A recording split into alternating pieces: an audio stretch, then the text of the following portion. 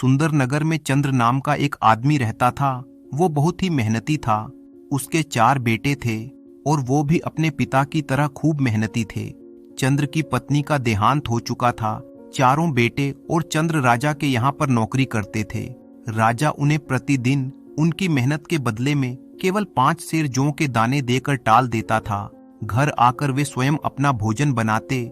इतने कम अनाज में उनके परिवार का गुजारा नहीं हो पाता था, इसलिए इतने कम खाने में वो हमेशा भूखे ही रह जाया करते। कई बार चंद्र के मन में राजा की नौकरी त्याग देने का विचार भी आया, परंतु वे ये सोचकर कि अगर उसने नौकरी त्याग कर किसी दूसरे नगर में जाकर नौकरी की तो राजा उसे अवश्य ही तलाश करवा के पूरे परिवार सहित मौत के घाट उतार देगा।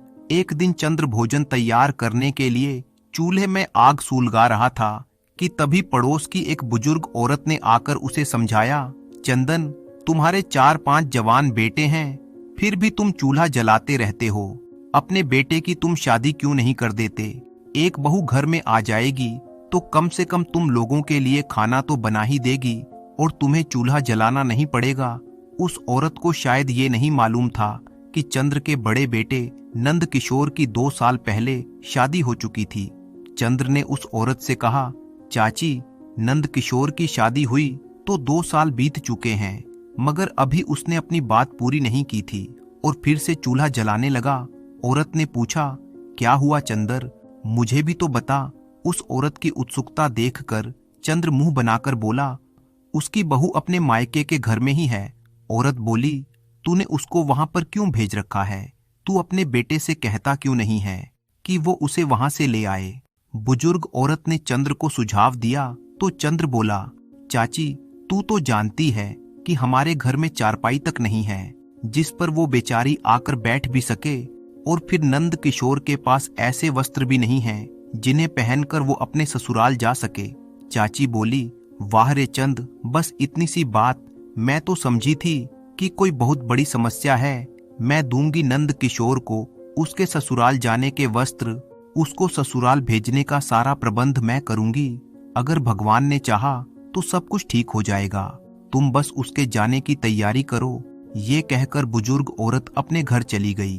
चंद्र की समझ में उस औरत की बात आ चुकी थी। उसने अपने बेटे नंद किशोर को अच्छे कपड़े दिलाकर ससुराल जाने को कहा। नंद किशोर ससुराल पहुंचा, उसकी खूब खातिरदारी हुई और 3 दिन वहां पर रहने के बाद नंद किशोर अपनी पत्नी को लेकर अपने घर वापस चल दिया। परंतु रास्ते में उसने सोचा कि उनके घर में कोई चारपाई तो है नहीं जहां अपनी पत्नी को बिठा सके, तो उसके दिमाग में एक उपाय आया।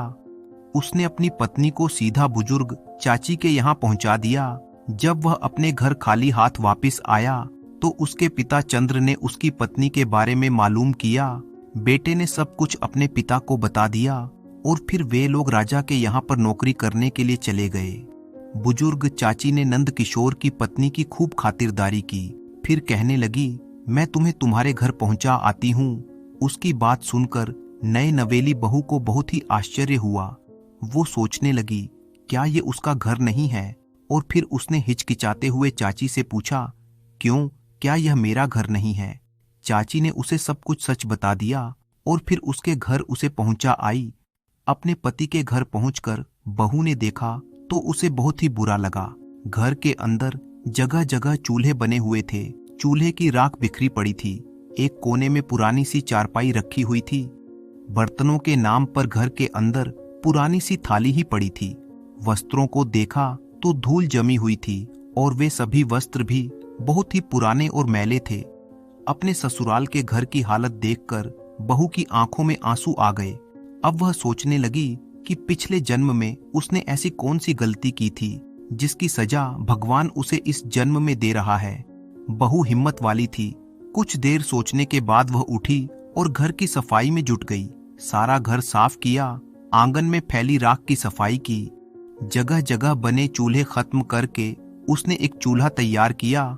फिर वो अपने पति के आने के प्रतीक्षा करने लगी। शाम होने जा रही थी, परंतु उनमें से अभी तक कोई भी सदस्य घर पर नहीं आया था। बहू को बेचैनी होने लगी। घर में वह अकेली थी। उसे चिंता होने लगी कि कहीं कोई गैर आदमी आकर उसके साथ दुराचार ना करने लगे। उसके मन में तरह तरह के ख्याल आने लगे, किंतु उसका इंतजार खत्म हुआ और जल्दी ही उसका पति और ससुर अपने बेटों के साथ घर में आए तो उन्होंने देखा कि उनके घर के हालत बिल्कुल बदल चुके हैं। यह देखकर वे सब बहुत खुश हुए, परंतु जब चंद्र की निगाह चूल्हे की तरफ उठी तो उसने बहू से कहा, बहू, ये तुमने क्या किया? तुमने तो सब चूल्हे ही खत्म कर दिए, अब हम खाना कहाँ पर बनाएंगे? बहू ने कहा, तुम इसकी चिंता मत करो बापू, आज से इस घर के अंदर एक ही चूल्हे पर खाना बनेगा और हम सब एक साथ मिलकर खाना खाएंगे। ठीक है बहू, तेरी मर्जी। और फिर चंद्र ने जौ के वे दाने जो हर रोज राजा उन्हें देता था अपनी बहू के सामने रख दिए। इतने कम भोजन को देखकर बहू ने पूछा, क्या राजा आपको केवल इतने ही जौ देता है? हाँ बेटी, चंदन ने बताया, राजा जो कुछ देता है वही हम ले आते हैं। राजा की बात टालने की हिम्मत किसमें है बेटी? ससुर की बात सुनकर बहू कुछ सोचने लगी, फिर बोली, तुम सब लोग दब्बू हो, राजा के लिए तुम इतनी मेहनत करते हो और राजा तुम्हें थोड़े से जौ देकर बहका देता है। कल तुम उनसे कहना कि वह इससे 3 गुना जौ देगा तो ही हम काम करेंगे, उनको जरूरत होगी तो तुम लोगों से काम कराएंगे। और सुनो, तुम डरना मत। नंद किशोर ने कहा, भाग्यवान तुम नहीं जानती, राजा हमारी बात सुनकर हमारी जुबान कटवा देंगे। बहू ने कहा, तुम चोरी तो नहीं कर रहे हो, तुम झूठ तो नहीं बोल रहे हो, अपना हक उनसे मांग रहे हो, और जो अपना हक नहीं मांग सकता वह कुछ नहीं कर सकता। तुम मेरी बात मानो, राजा से कल तुम यह बात कहना तो राजा जी तुम्हें कुछ नहीं कहेंगे। तब चंद्र ने बहू को आश्वासन दिया कि वे ऐसा ही करेंगे। और फिर अगले रोज पूरा दिन काम करने के बाद राजा से उन्होंने 3 गुना जौ देने की मांग की। राजा ने कोई प्रतिवाद न किया और उन्हें 3 गुनी मात्रा में जौ दे दिए। वे अपने घर वापस आए। बहू ने देखा जौ की मात्रा कल से 3 गुना अधिक है, तो उसने पूछा, राजा ने तुम्हें कुछ कहा तो नहीं? चंद्र बोला, नहीं बहू, उन्होंने चुपचाप हमें 3 गुना जौ दे दिए। बहू जो लेकर पिछले दिन की तरह बुजुर्ग चाची के घर गई और उन्हें पीट लाई। फिर उसने रोटी और सब्जी बनाकर खाना परोसा। खाना खाकर सबने बहू को दिल से दुआएं दी। देवरों ने भाभी की खूब प्रशंसा की, कहा कि भाभी होशियार है, वे अक्ल से काम लेती थीं। राजा द्वारा दिए गए जौ में से वे आधे जौ बचाकर रख देती थीं। 1 महीना उसने यही किया। फिर अगले दिन उसने अपने पति से कहा, सुनो, आज तुम राजा से कहना कि इतने जौ से हमारा काम नहीं चलता, वे जौ की मात्रा और अधिक कर दे। शाम को काम निपटने के बाद बाप बेटे राजा के पास गए और अपना प्रस्ताव रखा तो राजा ने बिना किसी संकोच के जौ की मात्रा फिर 3 गुना कर दी। वे सब जौ लेकर घर आए। तब बहू ने जौ को देखकर अपने ससुर से कहा, बापूजी, तुम लोग कल से राजा के यहाँ काम करने नहीं जाओगे, फिर हम लोग क्या खाएंगे बेटी? बहू की बात सुनकर चंद्र ने आश्चर्यचकित होते हुए पूछा। बहू ने जवाब दिया, मैंने काफी अनाज बचा बचा कर एकत्र कर लिया है। तुम लोग बाजार में कोई दुकान देख लो और उसमें अनाज बेचने का काम शुरू कर दो। भगवान ने चाहा तो हमारे पास सब कुछ हो जाएगा। बहू की बात चंद्र की समझ में आ गई। दूसरे दिन चंद्र ने बाजार में एक दुकान का प्रबंध कर लिया। उसमें बहू द्वारा बताई गई योजना के अनुसार अनाज बेचने का काम शुरू कर दिया। शुरू में तो दुकान पर कम ही ग्राहक आए, लेकिन फिर उनकी दुकान चलने लगी। दुकान चलती देख चंद्र तथा उसके बेटों की प्रसन्नता का कोई ठिकाना न रहा। वह घर के लिए भी कुछ न कुछ सामान जुटाने लगे। एक दिन बहू ने अपने ससुर से कहा, पिताजी, तुम रोजाना घर पर खाली हाथ चले आते हो, तुम्हारी यह बात अच्छी नहीं है। रास्ते में जो कुछ मिला करे उसे उठा लाया करो। ससुर ने बहू की बात को गांठ बांध लिया और अगले ही दिन वह रास्ते में पड़ी किसी भी वस्तु को घर ले आता था। रास्ते में यदि उसे कागज भी मिल जाता तो वह उसे भी ले आता था और बहू उन सब चीजों को घर के कोने में जमा करती रहती थी। चंद्र रोजाना कुछ न कुछ लेकर घर में घुसता था, किंतु आज उसे रास्ते भर कुछ ऐसे वस्तु ना दिखाई दी जिसे उठाकर वह अपने घर ले जा सके। वो एक जगह खड़ा होकर सोचने लगा। अचानक उसकी नजर रास्ते के किनारे पड़े एक मरे हुए सांप पर गई। वो झटपट उसके पास पहुंचा। उसने सोचा कि वह उस मरे हुए सांप को उठाकर ही अपने घर ले जाए। यदि वो घर में कुछ भी लेकर नहीं गया तो उसके बेटे की बहू कहीं नाराज ना हो जाए। तब चंद्र ने एक लकड़ी पर उस सांप को उठा लिया और उसे ही अपने घर ले आया। बहू ने जब अपने ससुर के हाथ में मरा हुआ सांप देखा तो वो चिल्लाकर बोली, अरे ये क्या उठा ले आए पिताजी। फिर कुछ सोचने के बाद वह बोली, खैर कोई बात नहीं, अब आप इसे ले ही आए हैं तो छत पर फेंक दो। चंद्र ने उसको तुरंत छत पर फेंक दिया। ये संयोग ही था कि एक चील रानी का हार अपनी चोंच में दबाए उड़ रही थी। उसने छत पर सांप देखा तो वह तुरंत वहां उतर आई। चील ने हार को छत पर एक तरफ फेंका और सांप पर झपट पड़ी। वो सांप को उठाकर आकाश में उड़ गई। दोपहर को जब बहू छत पर कपड़े सुखाने गई तो हार देखते ही उसकी आंखें आश्चर्य से फटी की फटी रह गई। उसने हार को उठा लिया और नीचे आकर उसे एक संदूक में सुरक्षित रख दिया। उसी दिन नगर में मुनादी हुई, एक चील रानी का नोलखा हार लेकर उड़ गई है। जिस किसी व्यक्ति को हार मिल जाए उसे राजा के दरबार में पहुंचा दे, राजा उसे मुंह मांगा इनाम देंगे। जब यह बात बहू को पता चली तो उसने हार के बारे में किसी से कोई जिक्र नहीं किया। नगर के सभी लोगों के जुबान पर रानी के हार की चर्चा थी, लेकिन हार अभी तक मिला नहीं था। अगले दिन राजा ने फिर से नगर में ऐलान कराया कि रानी का हार अभी तक किसी ने दरबार में नहीं पहुंचाया है। किसी को यदि हार के बारे में मालूमात हो तो वह तुरंत दरबार में आकर निडरता से राजा को बताए। यह ऐलान नंद किशोर की बहू ने सुना। फिर जब शाम को उसके पति, ससुर और देवर सब घर में आए तो बहू ने जिक्र किया, क्या वास्तव में रानी का हार कोई चील लेकर उड़ गई है या राजा की कोई चाल है। बहू की बात सुनकर चंद्र ने कहा, नहीं नहीं बहू, राजा इतना झूठा नहीं है, हम उसे जानते हैं, वे झूठ नहीं बोल रहे। हार सचमुच में चील लेकर उड़ गई है। फिर राजा को उसके ज्योतिषी ने बताया है कि हार किसी की छत पर है। बहू ने कहा, नहीं पिताजी, ज्योतिषी झूठ बोलते हैं। हार राजा के महल के पीछे कूड़े के ढेर में दबा हुआ मिलेगा। बहू ने बड़ी चालाकी से कहा, तुम्हें कैसे मालूम? चंद्र ने उत्सुकता से पूछा। फिर बहू बोली, पिताजी, कुछ बातें ऐसी होती हैं जिन पर बहस करने से कोई फायदा नहीं होता। आप मेरी बात मानो, राजा के दरबार में झूठ मूठ की पोथी पन्ना लेकर जाओ और जैसा मैं कहती हूँ वैसी ही सूचना राजा को दे दो। बहू, तुम क्या कहती हो? अगर वहां कोई हार नहीं मिला तो राजा मेरी गर्दन उड़वा देगा। नहीं नहीं, मैं नहीं जाऊंगा। चंद्र डर कर पीछे हटा। पिताजी, मैं जो कुछ बोल रही हूँ बिल्कुल सच बोल रही हूँ। आप वैसा ही करें जैसा मैं आपसे कह रही हूँ, आपको कुछ नहीं होगा। बहू ने अपने ससुर को खूब समझाया। फिर चंद्र ने बहू की बात मान ली और एक कागजों की पोथी लेकर वह राजा के दरबार में पहुंचा। वहां उसने निडर होकर झूठ मूठ की पोथी राजा के सामने खोली और उसमें देखकर वही वही बातें अपने मुंह से कह दी जो उसके बेटे की बहू ने उसे समझाई थी। इधर बहू उस हार को राजा के महल के पीछे कूड़े में फेंक आई। चंद्र की बात सुनकर राजा ने अपने सिपाहियों को महल के पीछे कूड़े में हार खोजने का आदेश दिया। जल्द ही सिपाहियों को हार मिल गया। हार को दरबार में लाया गया। उसे देखकर राजा चंद्र की भविष्यवाणी को मान गए।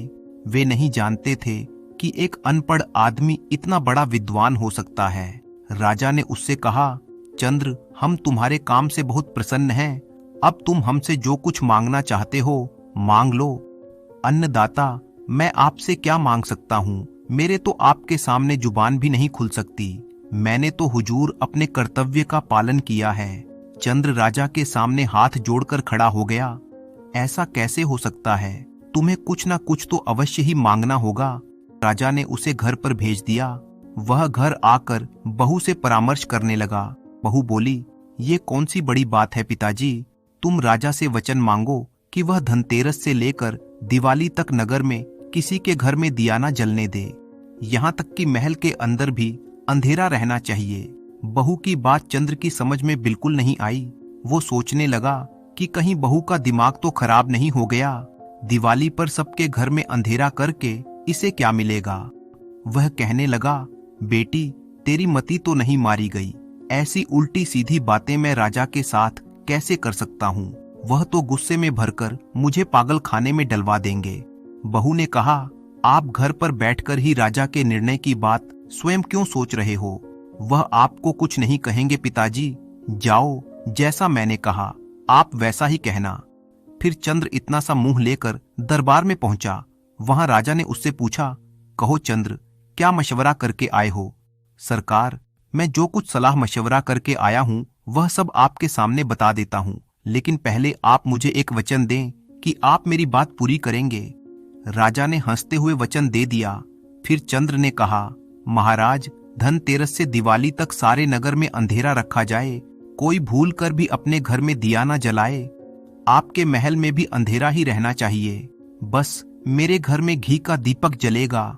चंद्र की बात सुनकर दरबार में उपस्थित सभी व्यक्ति सोच में पड़ गए। फिर राजा ने कहा, मुझे ऐसा लगता है कि तुम्हारा दिमाग खराब हो गया है चंद्र। सारे नगर में अंधेरा करने से तुम्हें क्या मिलेगा? तुम यह मूर्खतापूर्ण बातें रहने दो और कोई अच्छी सी वस्तु मांग लो, मैं तुम्हें सब कुछ दे सकता हूँ। मगर चंद्र भी अपनी बात से टस से मस न हुआ। उसने जोर देकर राजा से कहा, मैंने जो कुछ कहना था कह दिया, मैं इसके सिवाय आपसे कुछ और नहीं मांगूंगा महाराज। और फिर राजा को चंद्र की बात माननी पड़ी। उसने उसे जो वचन दिया था उसे वचन की लाज रखनी थी। फिर राजा ने नगर में ऐलान करवा दिया कि आने वाली दिवाली पर धनतेरस से लेकर दिवाली तक कोई अपने घर में दिया नहीं जलाएगा। यदि किसी ने आज्ञा का पालन नहीं किया तो उसे मृत्युदंड दिया जाएगा। राजा के इस आदेश से सारे नगर में मानो भूचाल आ गया। लोग राजा और चंद्र को कोसने लगे, पता नहीं इन दोनों को क्या हो गया है। और राजा ने एक नौकर की बात मान ली।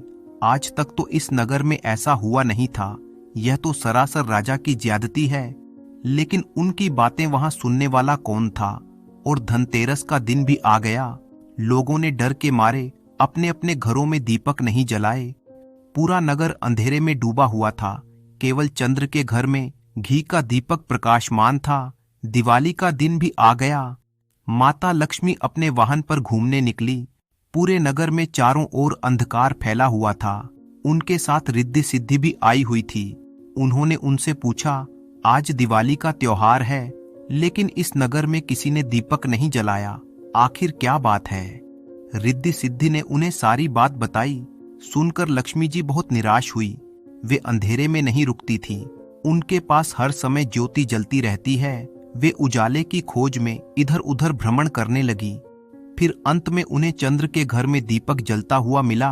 वे तुरंत उसी घर में घुस गई और वहां अपना आसन लगाकर बैठ गई। घर में सब लोग सो चुके थे। केवल नंद किशोर की बहू नींद न आने के कारण ऊँग रही थी। कुछ देर के लिए उसकी भी आंख लग गई थी और फिर जब उसकी आंखें खुली तो वह अपने टूटे फूटे घर की जगह एक आलीशान घर देखकर दंग रह गई। कोठी सभी सुख सुविधाओं से परिपूर्ण थी। यह देखकर बहू बहुत प्रसन्न हुई। उसकी युक्ति काम कर गई थी। फिर उसने अपने पति तथा ससुर को जगाया और फिर चंद्र के सभी बेटे जाग उठे। सब अपने आप को टूटे फूटे घर की जगह आलीशान घर में देखकर हैरान रह गए। उनकी समझ में कुछ भी नहीं आ रहा था, एकदम इतना बड़ा परिवर्तन कैसे हो गया।